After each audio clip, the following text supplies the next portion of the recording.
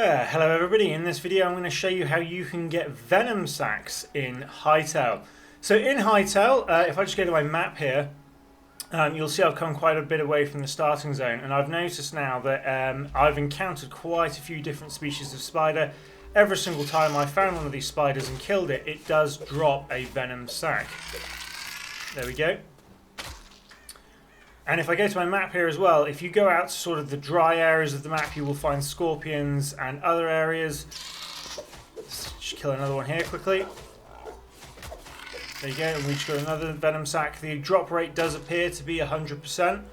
I have noticed as well that these stingers here do also drop Venom if you kill them. There we go. So you can see there I've just got Venom sacks from both of those. And I'll just show you really quickly here as well, these scorpions, if you go ahead and kill these really quickly.